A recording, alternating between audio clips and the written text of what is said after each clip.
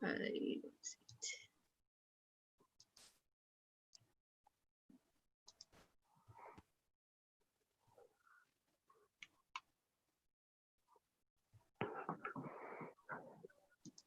is it? I mean, it says we're live. So we're live.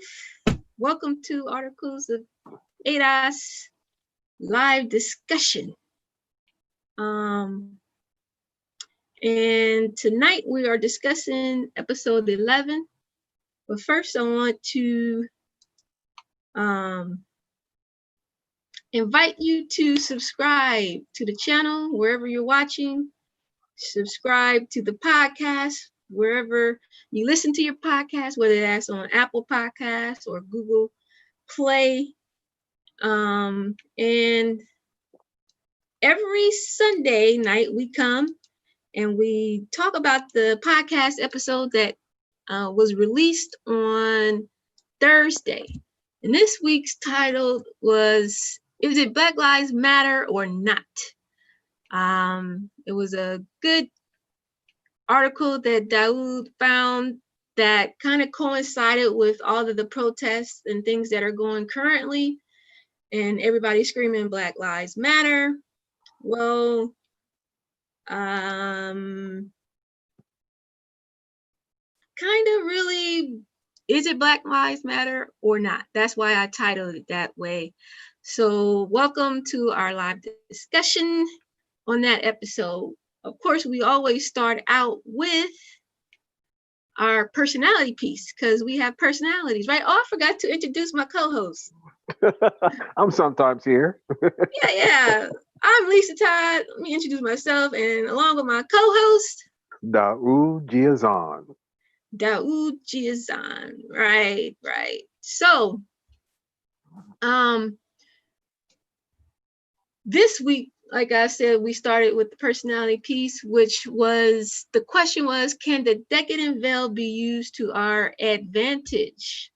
There's a, I don't want to call it a debate, but there's a difference of opinions on this issue. Some people think that we should use the PDDs and the Killer Mikes and the TIs in order to expand the ADOS brand and movement. Then there's others that feel that they are decadent veil, and until they can adequately represent us, then they should keep their mouth shut. Some days I believe that it's good that if a celebrity mentions ADOS, then other days I'm like, they need to be quiet. They don't know what they're talking about. So because there is this a roller coaster with them, they're problematic a lot of times. I just think they should, until they connect with somebody that's ADOS, whether that's a chapter near them or whether that's Yvette or Tone, until they connect with somebody that's in the movement, kind of sort of like how Muhammad Ali connected with Malcolm X in the movement. You're gonna have to connect with somebody. I know Killer Mike kind of did with Tone, but it was, fly in, fly out type of situation. It wasn't, I'm gonna stay, I'm gonna learn, I'm going to advance your cause. So until someone connects with us, I don't think they should speak on issues that we are trying to fight for, because they are basically hurting the movement. Because number one, you're pretending that you're this amazing business people with all this stacks of money, which we know is not real. We know ADOS life. We know ADOS celebrity life. At least ADOS knows. You can't fool us no more. We know if you got a building, you can't afford for that building to be burnt down. We know if you got a record deal, we know what your percentages are, bruh. Okay, so calm it down, and let the political leaders lead the politics. How do you feel about the decadent veil and whether or not we can use it to our advantage? Well, the decadent veil is very real, and it has been used by white elites for a very long time to undermine our movement, to fortify white domination in various ways, shapes, or forms, to even make it seem as though white domination is not being dominant or doing things to undermine our progress. Entertainers to sports figures, which is just another form of entertainment, have all been utilized by power systems to undermine our progress. What we are calling for is a recognition of how they've been used, thus the term decadent veil. Again, fantastic work by Tone. At the same time, we're in a quote unquote free country where everybody has a chance to speak. The only problem is, and I understand the thorn in our side as a movement, is that when they speak, they're speaking from that decadent veil perspective all too often, where they are really shallow when it comes to political issues, number one. And number two, truly advocating for the collective, they all too often are really behind on. And so they're not up to date on things. So while we can't control what they say, what we can do is utilize them when they do say things that are in line with us that we can amplify. At the same time, when they don't, they can still be used when they step out of line because we could act as a group that confronts them, and that's how we can use the decadent veil. So it's not so much us feeling really bad and dejected that they're hurting us, which they are, they always have been, but we can do jujitsu with them. We can utilize them when they do speak in line with our objectives and denounce them when they do not. A perfect example is Yvette Carnell. P. Diddy, from the voting initiatives he was doing a few years ago, up until the time when he decided that he was going to be honest about the actual deal he had with Comcast. Yvette was very wise to pounce on that, saying that's exactly the experience he denoted, is exactly the thing we're talking about in terms of how the decadent veil is used to prop up the image of Black success when in the realities they're ultimately acting as frontmen. And I know it took a lot for Mr. P. Diddy Combs to be able to admit that. So I give him and applaud him for that bravery. At the Mm-hmm. same time, when he stepped out of line, we needed to pounce on that as well. Both actions define us and who we are. And when they are in line with our objectives, then we can also use them for that end too. Now, until they're there the rest of the way, the hope is they'll do what you were just suggesting, that they'll reach out, much like Muhammad Ali did with Malcolm X. And some of all this stuff does take time. But at some point, you're right, it does hurt us when they do. But again, we define that. Now, the big thing about us, and I can be self critical, is that we've got to deal with our own in group inconsistent behavior, meaning if the leadership is going one way and we got attitude with the leadership, then that means we can't act as one voice to do the very thing that I was just saying and utilizing that decadent veil. Some among our group, and I understand it, I sincerely do, they wish that our leadership, Tone and Yvette, would go a little bit easier on them because then maybe they could fund more of our initiatives and we could eventually win them over. Well, the leadership has basically said no to that tactic because they could see that it could dilute our goals and message. So I completely understand it. And I can understand why those who are in the midst of people that have that potential to provide financial and other types of supportive background, and also because they have already access to the media, they can also voice our opinion. So I understand they have a hope that will win them over. But we're just not at that stage yet, and our leadership is wise enough to realize that. So what I'm saying is those people who feel that way within our group, they need to basically get more solidly on board and perform the function that I was saying earlier about when they are in line with our message, praise them. When they're out of line with our message, denounce them until they learn they need to get fully on our message, then come aboard and then fund our projects, then speak for us when they're in front of the thing. But until then, the leadership is very wise not to try to win them over by appeasing them and trying to appeal to them, because that ultimately dilutes the impact of our message and our goals. And so that's how we can manipulate and use the decadent veil. I agree. I agree. Um, some days Then some days I'm like, then some days I really be like, just, be quiet. But as I've come to learn, I had dated the one of the episodes was titled Your Favorite Rapper Is Not Our Leader. Mm-hmm. And good title too. thank you. And so it was regarding the T.I. Killer Mike, Keisha Lance Bottoms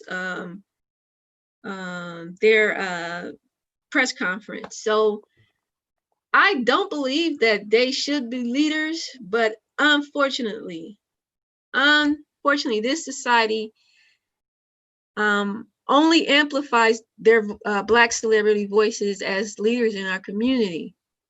It's unfortunately, but they do.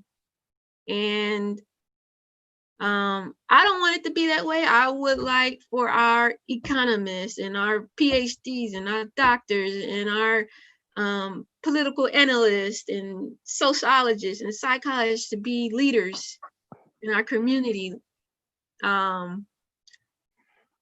It hasn't been the case over the last 50, 60, 70 years. Yeah. So they have to be used.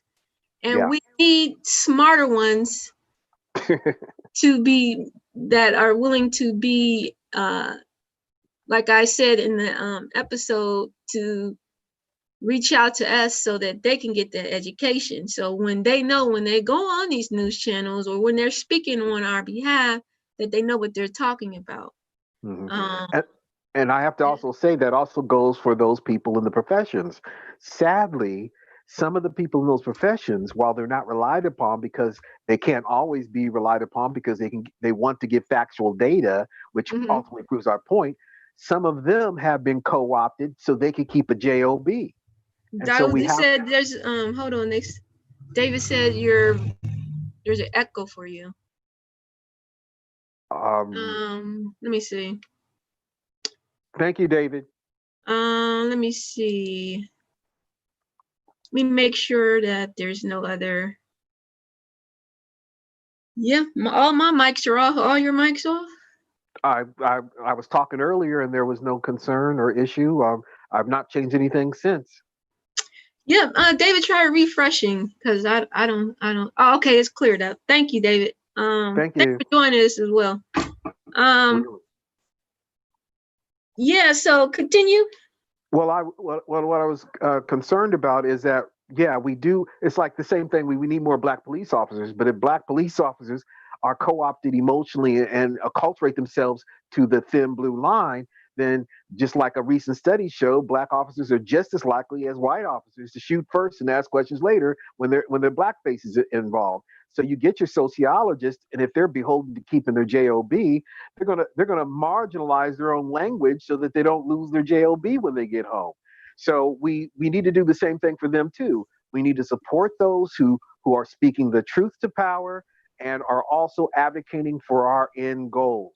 At the same time, when they step out of line, we got to let them know that too. And there's several professors, I can even say, that have stepped out of line, and that we need to be doing the same for them. Those are the ones that are the bulk of the NARC and in Cobra group movements. I mean, they've gone off the handle, and they embarrass me a lot, given that I'm more so in their age group. They need to be noble and step aside. I don't want to negate the work they've done. Matter of fact, the work they've done could be used to supplement what we're doing. But because I believe that they feel that the boat will pass them with all those decades of work, they were sincere. I give that to them. They were sincerely working for the goal of reparations, no matter how off track they were. And here, this is characteristic. Here come these young upstarts that are getting the spotlight and getting somewhere in the national discussion that they were never able to achieve in decades. And so now they see this as an opportunity to hopefully have that light shine on them, and to their both their credit and their detraction at the same time, is that they've worked for years and made these connections, especially with the Democratic Party, that has allowed them to be seen as that voice of reason when ultimately they've been they've been co-opted, and there's no other way around that. And they refuse to see that, and that's really a major source of contention with a number of people and experienced in various fields that we have to contend with. All right, thank you. And then we did a new segment this episode, which is called the called "This Can't Be Serious." Is where we highlight a story. Maybe it's real, maybe it's fake, maybe it's satire. This week, the first one we chose was shared by Vicki Lewis, and it was from the Tacoma Torch, called "White People Exhausted After 5 Straight Days of Opposing Racism." So that title could be fake or it could be real. I think it looks real. It looks real. It sounds real. Yeah, I think it's a little bit of both. Some of them was getting their butts kicked, and they're not used to that. Right, and they're not used to having to listen to race conversations 24 hours a day. Yeah, really. On the news, when you wake up, on the news, when you go to sleep, and there it is again when you wake up again. Race protest. Yes, it doesn't go away for some of us. Really. So I'm not going to go into much details on that article. Take a look at it, read it, go to our website. I got the link to it, and have a good laugh. Have a figure out if it's real or not. Did you get emotional? Did it pull at your emotional strings? But yeah, it's a funny article. I hope to highlight a lot more satire. I'm just going to give it away. Highlight a lot more satire and funny articles, because we're all always so serious. It's in our nature. Serious. It's in our nature. All right. David says, how do we get the message across to the Pan-Africanists? Reparations for all African types? A big answer to that is going to come in our next episode, where I sort of went off the rails on talking about the reason for the Pan-Africanist perspective, but I also identified a step-by-step process we need to take that I sincerely believe will reach out to a lot of them and make them think a little differently. Maybe not get them to be active, but get them to think a little differently, especially in terms of how they see us attempting to bring our legal justice claim to the forefront. And I hope you'll get a lot out of that next episode on that very question. Yes, the episode we just recorded was a lot more Juneteenth and a lot more discussion on different groups. We'll just keep it at that. And so, yes, Daoud does go into detail on how ADOS needs to move forward and how Pan-Africans need to move forward. So stay tuned for that episode this Thursday. All right, and then our next, we move into the rapid news articles. The rapid news articles are supposed to be short. We're supposed to flow through those really quickly, just to give you guys a tease of that article. But we've been diving a little bit deeper into those. I mean, it was a lot more COVID information going on, a lot more protest information going on. So those articles were a little bit longer than usual, and we're going to work on chopping those down to initially it was supposed to be 60 seconds.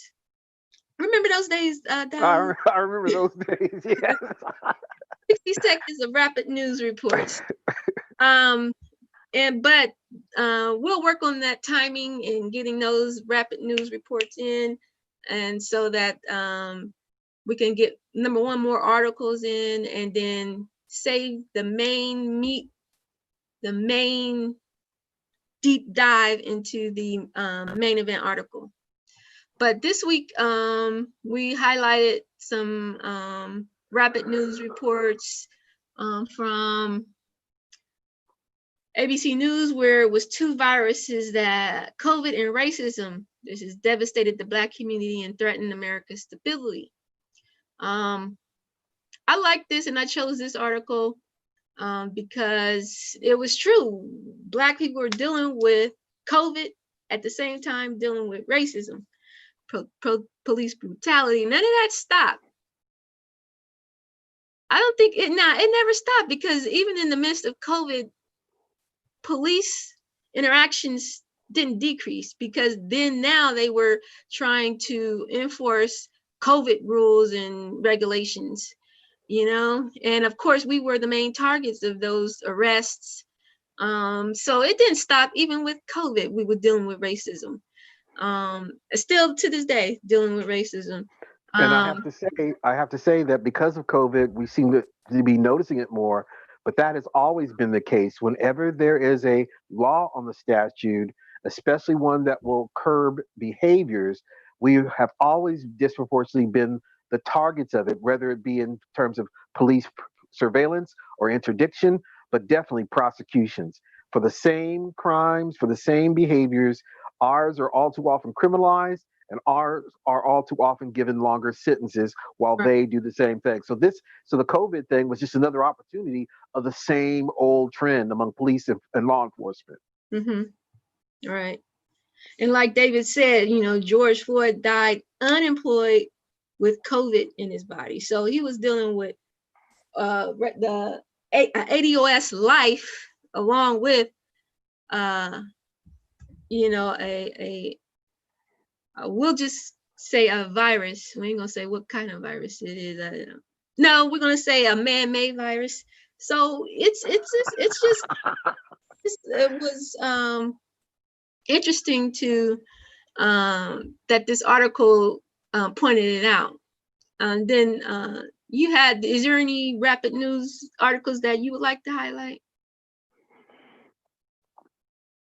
I gave a brief rendition of the following rapid news article. The GOP's claim that Antifa is infiltrating George Floyd protest is a right-wing boogeyman that bears all the hallmarks of a domestic disinformation campaign. And that's exactly it.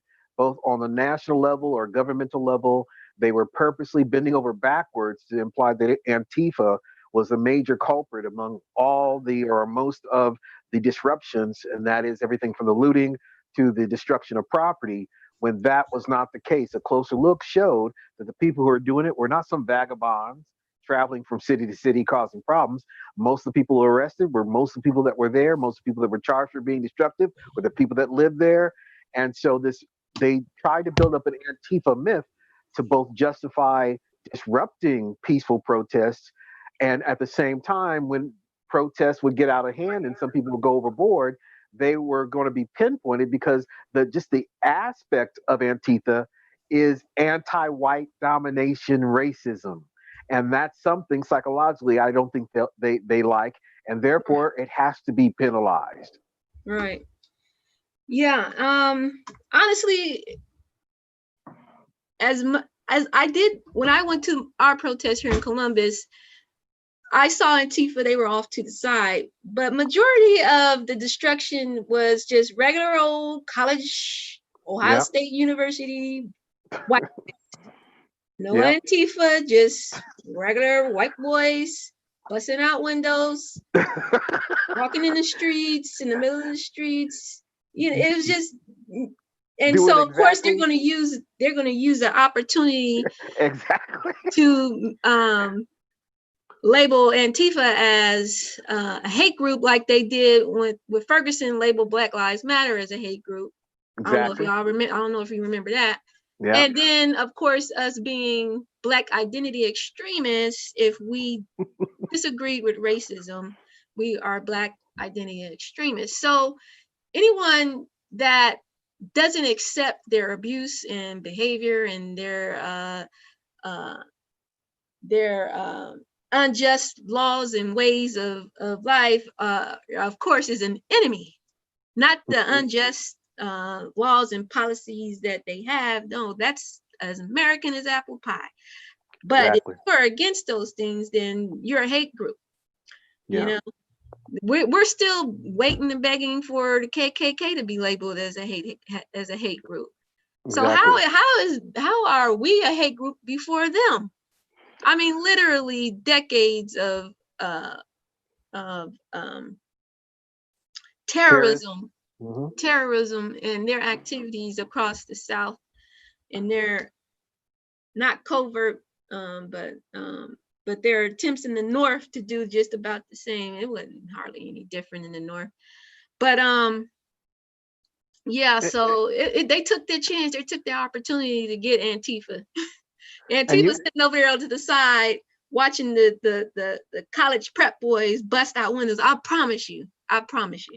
I ain't saying I ain't saying that they ain't, ain't have their issues, but majority of those were just the regular, I ain't working, I don't care type of little white boy. And then the little black boys falling up behind them. Like, and what are the you doing? and I like what you pointed out is like the regular college prep type white young man who are out there being aggressive. Funny how when their favorite college team or pro team wins or loses, they riot or celebrate or whatever the media decides to call them. And here, I believe that you're right. I think they were the vast majority of people causing the destruction. But then if it can't be them, that average white young male who's out there just enjoying himself and taking advantage and opportunity to display his desire for being destructive in good or bad occasions, it has to be Antifa. Or it's the larger issue because blacks are protesting. It has to be these riotous blacks who are just getting out of hand. They need police to put them back in their place. Ultimately, that's what all that adds up to. Yeah, and David, he pointed out something about the protest. He said he couldn't handle going to a protest again. Nothing but white folks hollering at police and not about redress. No one There you seems go. focused on the plunder. Yeah, it's it and I spoke to this, I don't forget which episode it was, but when I went, it was just a different atmosphere that I've never seen at a protest. And maybe that's because I don't go to many protests, or there's not many protests in our area. But I didn't feel a sense of community when I went to the protest. I just was like, I thought I was a visitor at my own protest. Like, Yeah. so I agree. I don't, since then, I haven't needed to go to a protest unless I know that it's black led. That's what I'm gonna say. Like, for real. Because I know if it's black led, there's a reason they're there, and it's not to just, take advantage of the moment, but there's real pain, and there's real, I'm not saying other people aren't in pain and couldn't protest, but I didn't feel a connection with this protest. I honestly, sorry, but I support it. I'll drive down the street now. I see Black Lives Matter signs. Okay, what does that mean?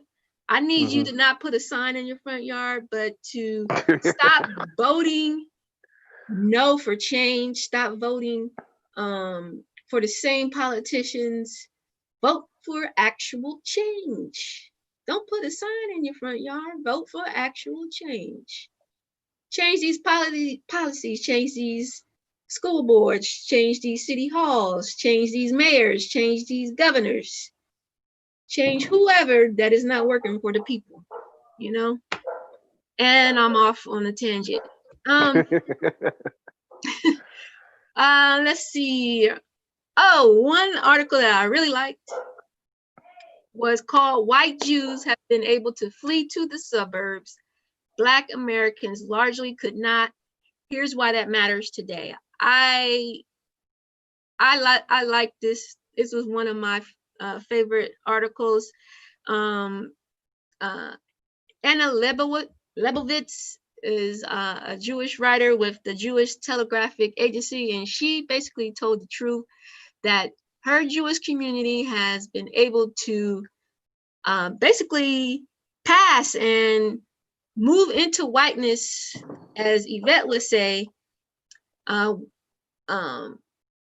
that is different, of course, from their past. You know, they live in real small communities amongst each other, so they can not they don't have to deal with the redlining in the hood, you know what I mean, or the people that's in the hood. They can bypass that into the suburbs. They can you know, stay amongst themselves and not be bothered with our issues, even though they were considered just what do you call it, Daoud, when you say less desirable groups? What are you saying there? They were considered. In Europe, they were considered an historically despised group. Historically despised group, yeah. Mm-hmm. So yes, they had that history, but like she was pointed out in this article, they've been able to move past that into whiteness, mm-hmm. and sit there safely, just in like their the own, Italians, yes, in their just like the own Italians world. and Irish before them. Yeah. Right. So I like that she told the truth in this article. That and so more people should tell the truth. Of course, she's the minority voice in this situation because majority Jewish people probably don't agree with her, and that's unfortunate, you know. Yeah. So that was one of the article that I really liked. Let me see. Before we go to the main event, Daoud chose an article from our Ohio news. Daoud, the last one was Ohio State Rep. Yeah. That's coming from the publication, The Appeal, mm-hmm. and it was written about a year ago, and it was denoting the Ohio State representative who was basically remarking that it was okay that an 11-year-old black girl who had apparently shoplifted from a large retailer there was shot literally by a police officer who didn't desire to chase an 11-year-old down, but decided to shoot electricity into her body. And as gentle as nice as the appeal tried to make his effort seem, it was still an electric shock to an 11-year-old's body. And we do know that people have died as a result of those electric shocks.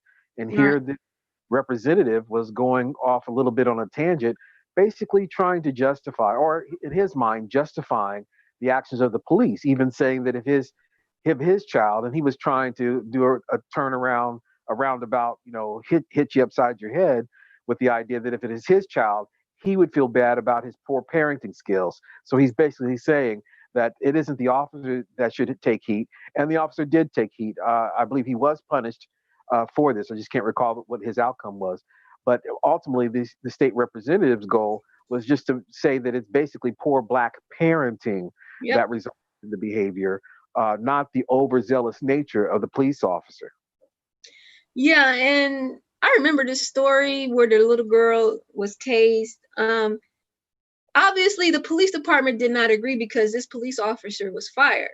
Yeah. So it always, boggles my mind when people their commentary on this was out of line of what the organization does. So the police department doesn't agree. They believe he overstepped. So, in this, and then even in this instance, yes, the community got upset. She's a young girl. Use other alternatives before you use a taser on a child. And then, of course, then we got to go into the debate of whether or not she's a child. Yeah. And it's just really ridiculous. He was all the way wrong in his analysis of it. Of course, he's going to blame us. It's easy to blame ADOS, families and children, not the environment that the ADOS and children are growing up in. And And that was State It was Representative ignorant. It John was really Baker. ignorant. It was really ignorant, his statement. Yeah. Yeah. And that was State Representative John Baker who made those analogies. Yeah. So he's okay with black children being tased as long as what was his statement? Oh my God, I forgot. That black parents basically are at fault for her poor behavior. Exactly. And we have the Now, same design that you were talking about earlier in terms of what's happened in that fast food Wendy's, the killing of that gentleman there with who pointed a taser at police. The police there involved are being charged and have been fired, right, and yet the mainstream white domination racist media has thrusted forward several black police professionals that came forward and said that, well, what took place there was justified, even yeah, though the department head, the chief, uh, resigned and the yeah, officer involved was fired. So there's this counter narrative that is exerted by certain interests to justify negative outcomes, even when those people are punished for those negative outcomes. The reality also is, though, a vast majority of them are not adequately punished. And so people coming to the rescue are trying to get things to go back the way they usually are, which means that ADOS loses a life and nobody's held accountable. yeah. And they'll talk about the last article, Rapid News, Black community braces for the next threat. You see it, the mass evictions. Looking right at it, mass evictions. Yeah, take that for me. Well, that was yours. I'll look it over. Well, basically, all right. So of course, with COVID, there was a moratorium on you can't be evicted, and I believe mortgages as well. I'm not sure on that. Yeah, they have been. What's that? Yes, they have been. There's been a moratorium Oh, on mortgages. I think 4 to 6 months, I believe. okay. Yeah, it says covers evictions, not rent payments. Mhm. So of course that ends July 24th. So as ADOS, what are we going to do July 24th? Rent is going to be due. Rent is already due for a lot of us because a lot of these landlords didn't pay attention to none of that, and they wanted their money every month, even during this COVID shutdown. So a lot of us are already evicted. A lot of us are already homeless in the homeless shelters. So this is just a warning for what's coming ahead. It's nice and warm outside, and now it's getting ready to be a cold world when it comes to these evictions. Cold world. So we did report on that, and I feel for any ADOS family that's about to or not strong, don't have a strong housing situation. It shouldn't be the case. We built this country. We should not be the highest amount of homeless cases. We shouldn't be. We shouldn't have had our land stolen, and we shouldn't have had to. I don't want to go off on a tangent, but what I'm saying is, ADOS shouldn't have to deal with this. We should be okay during this COVID situation because we built this country and we built the wealth. Instead of the opposite. So we need redress for that. So, Amen.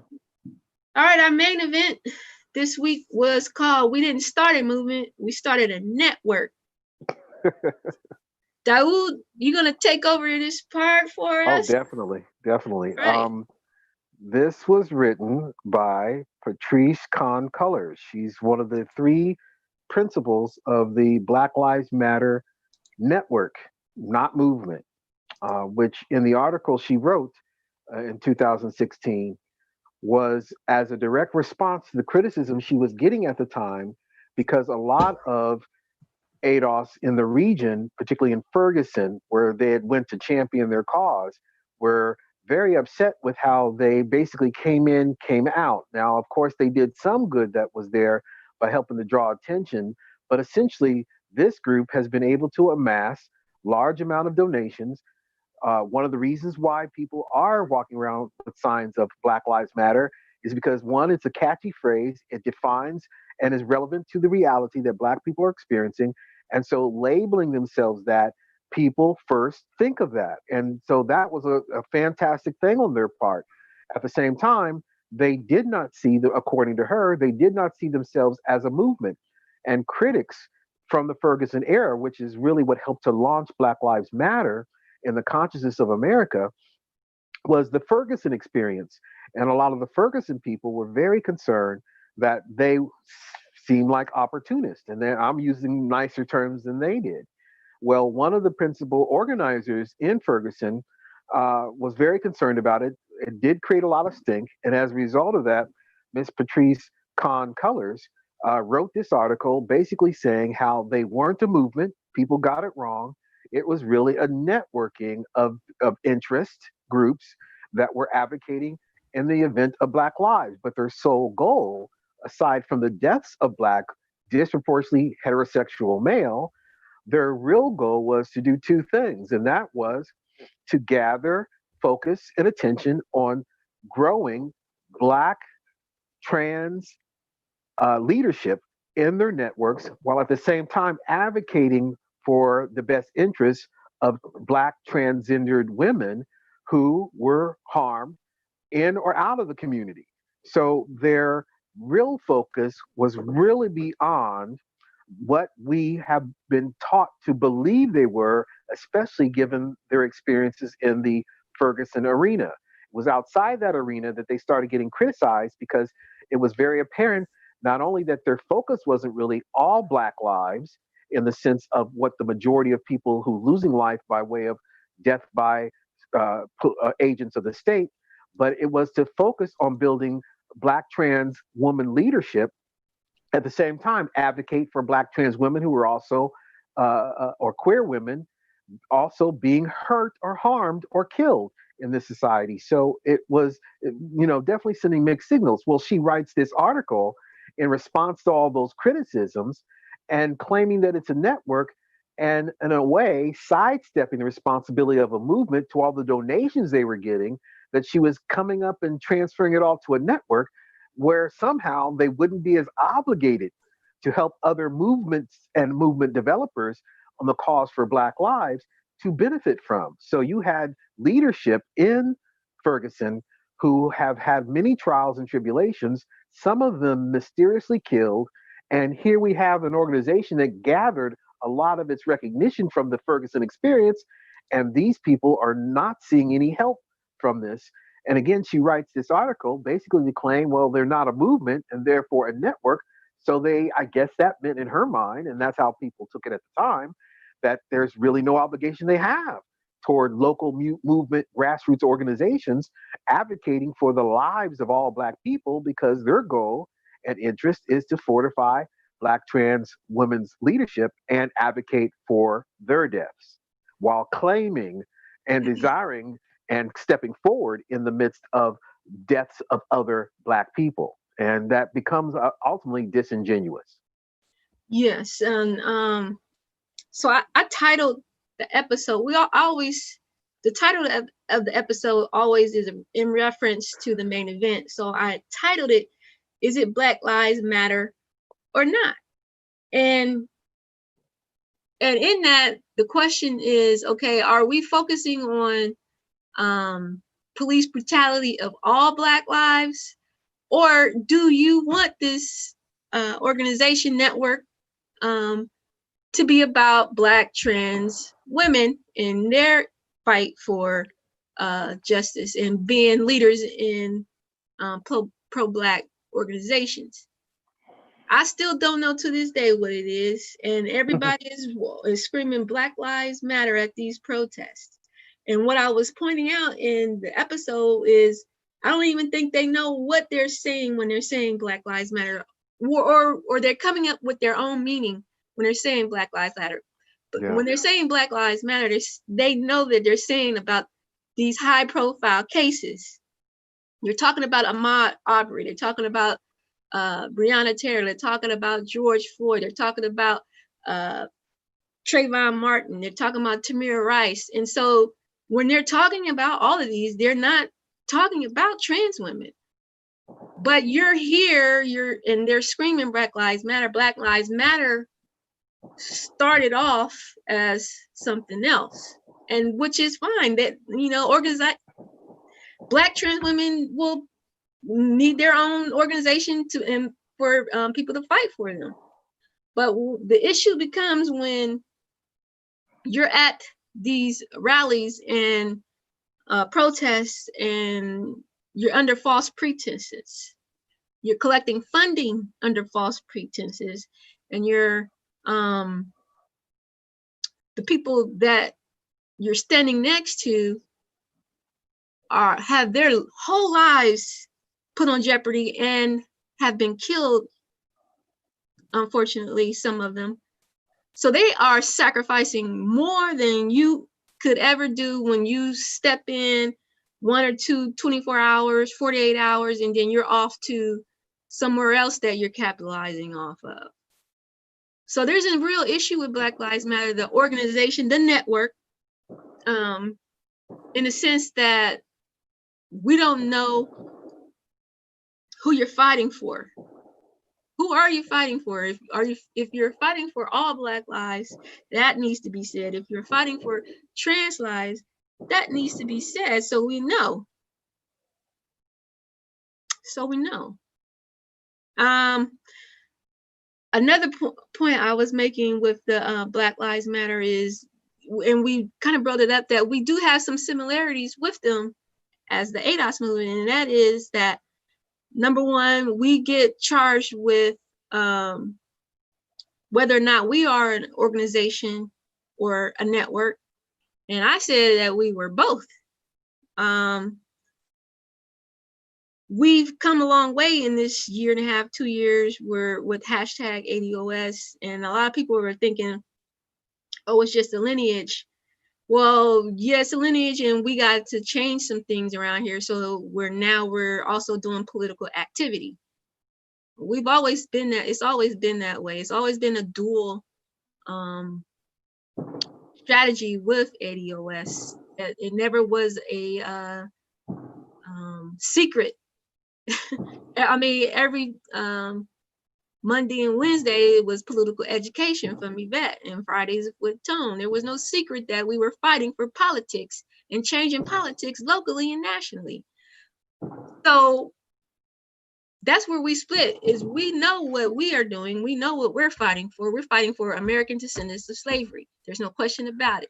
Who also includes Black trans women. Exactly. We don't do any subset groups here in ADOS. We are American descendants of slavery, and we're fighting for all American descendants of slavery for redress, reparations, and a strong Black agenda.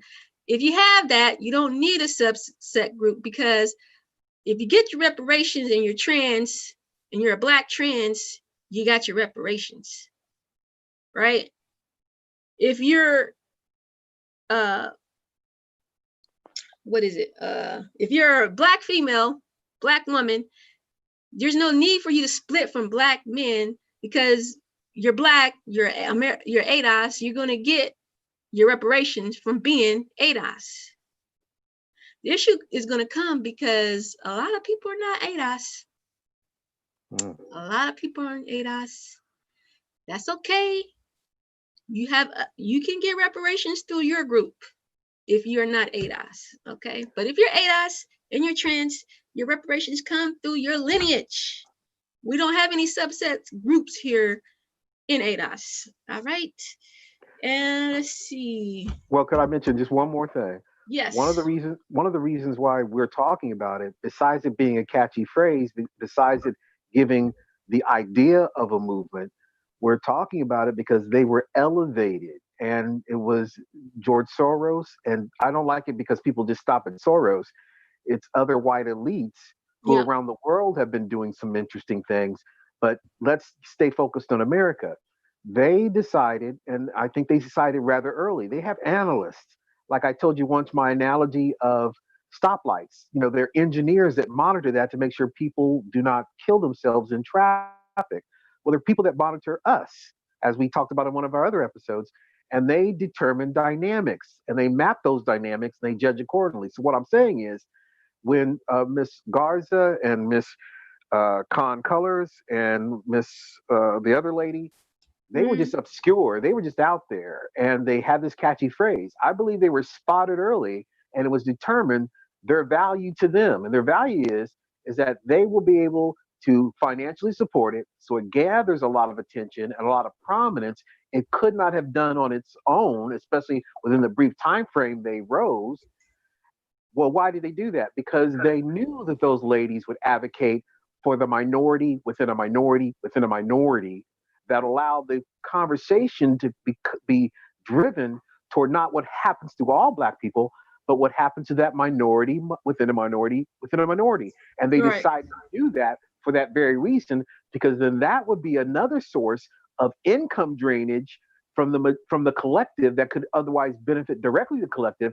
Instead, they will be gathered for initiatives by the leadership that is advocating for minority within a minority within a minority, which benefits white elites in the society. right. Yeah. So, it's David said that Yvette said you can't riot without community. Don't just show up, make a mess, then leave. You know, I she said that and I agree with it, but it happens every time and it happens this time. Hey, I saw that they were protesting earlier tonight, blocking off traffic downtown here in Columbus. Um, so they're still at it. But most places they're gone, man. they're ghosts. They're back at home now. They got the Black Lives Matter signs out front or on or painted on their windows. Appreciate it. Thank you. When I pass by. But like David said, like we're saying, now what? We need policy. We need you to vote. We need you to understand that ADOS children need to be next to your children. ADOS children need the same thing that your children get. ADOS children deserve the same that your children are getting. Will you vote for that to happen? Will That's the you challenge. vote for that to happen? Now, back to the Black Lives Matter. I don't, even now to this day, I don't see them as an organization. So I think she's right. They were networks. Even the people on the ground were like, I don't mess with her. They don't mess with other, it happens in networks. We're networks. But it's a little bit more solidarity. We're having a little bit understanding of each other. I would hope that we would be compassionate and not forgiving, but what do you call it? Understanding that other ADOS are stressed out in these chapters, and we're trying hard to work with these Dems in these cities. And when you have networks like that, and it's not an organization, I know Yvette's taking steps to kind of solidify the organization, especially on the national level. Then until then we just got to stay strong. We just got to support each other as best as you can. I understand heads clash or whatever, but with Black Lives Matter, you just don't know what they are on any given day. ADOS is not that way. We are American descendants of slavery, reparations, and the Black agenda is what we want, period. There's no guessing. There is no, and everybody's up under that umbrella. That's ADOS.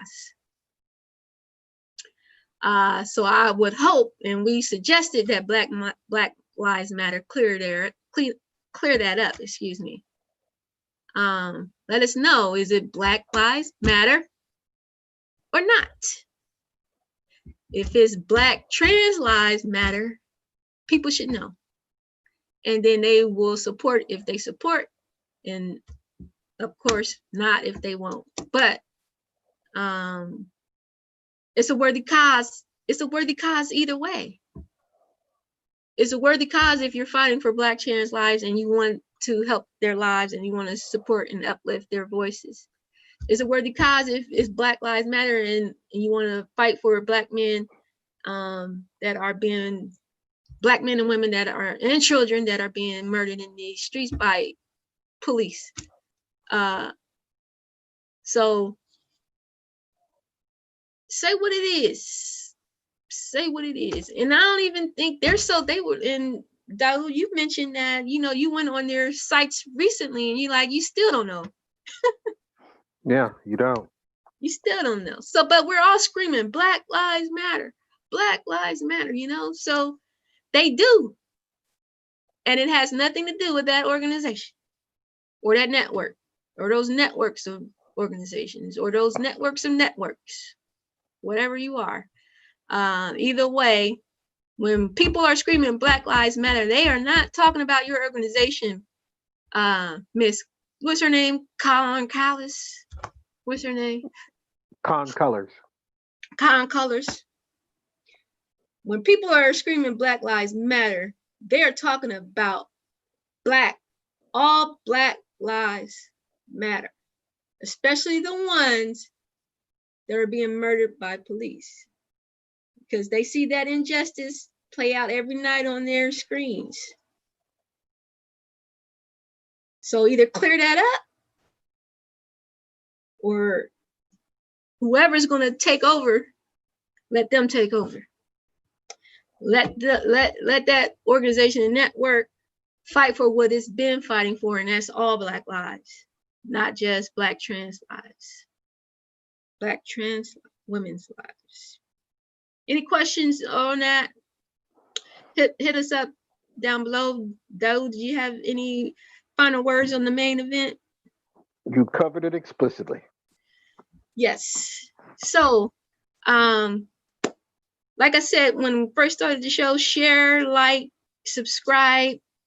YouTube, please subscribe to our YouTube channel, subscribe to our Twitter, and subscribe here on Facebook, and join our Facebook group. It is always Articles of ADOS is the username, or you can just search the hashtag and we'll show up. Also, if you would like to donate, go to patreon.com/articles of ADOS. It's just for $3 a month. You can support the show. We will be doing exclusive content on Patreon, book clubs, as well as dive deeper into a lot of ADOS topics. Eventually, we'll get to that, right, Daoud? Exactly. I'm thinking our first book club should be White Rage. Good book. I haven't read it and I want to, and this would be a great way. Have you read it? I've skimmed most of it. I still have it. I've got 7 books I've got to read yet, and I've just been able to skim through that one so far. Yeah, well, so we'll put the White Rage book club up on Patreon and go chapter by chapter on that. We'll put all the information in the Facebook group and Facebook page on how we will do the book club. But we think it's important that we also not only share articles, but also get some more education on ADOS life here in these United States. What else is there? Patreon. Was that? Yep, that's it. That's it. If you do want to be a sponsor of the show, hit us up at listeners@articlesofados.com or info@articlesofados.com. And we would love for you to be a sponsor of the show. I think that's it for this week. If you have questions, hit us up below. Let me see if there are any questions before we go. Oh, wait right now said they just signed in. Oh, appreciate you for signing in. Wait right now. We got to go, though. I appreciate you for being here. Hopefully you can rewind back and just see what we talked about this week. We'll see you guys next week. Peace. Adios. Adios, ADOS. No, why would I do some Spanish? That's crazy. Peace, peace. Stay safe out here, because number one is retaliation. People don't like the fact that we were protesting and that people are screaming Black Lives Matter. Is retaliation, is white rage. They always want to put us back in our places, which Very is good. back in the house. Be safe out Exactly. here. Violence has increased. Violence has increased. COVID has increased. Be safe out here. Keep you safe. Keep your family safe. And we'll see you guys next week.